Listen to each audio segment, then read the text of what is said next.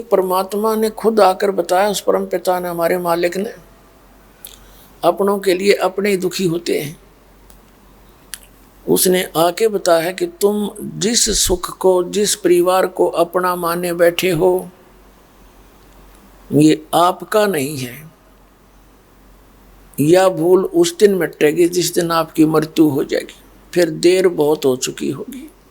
ये परिवार आपका एक संस्कार से जुड़ा हुआ है, लेकिन इस संस्कार को भी आपने पूरा करना है। इस संस्कार के लिए भी जब हम स्वयं फेल हो जाते हैं, थक जाते हैं, परमात्मा से ही अर्ज करते हैं, तो परमात्मा हो ही गया हमारे साथ।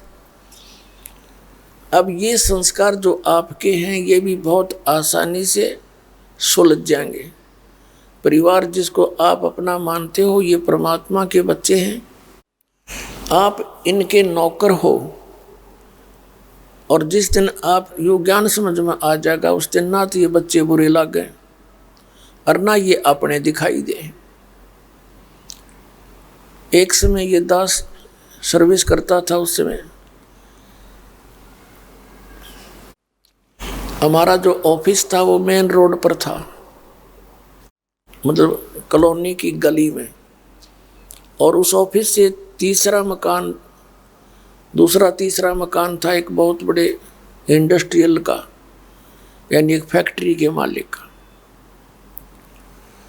उसकी एक छोटी सी लड़की थी, 8-9 वर्ष की होगी वो।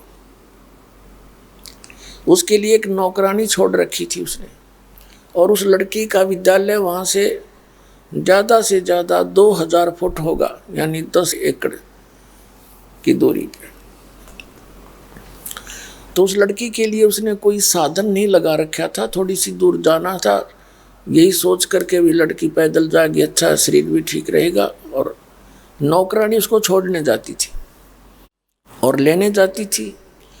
तो दिन के समय सूर्य, यानी गर्मियों का सीजन था, जून का महीना, जैसे भी गर्मी का मौसम था। जब गर्मी के मौसम में या वर्षा के मौसम में वो क्या करती थी, छतरी साथ ले जाती थी, छाता, वो नौकरानी। और वो क्या करती थी, उस लड़की के ऊपर तो छाता रखती थी और स्वयं धूप में चलती थी।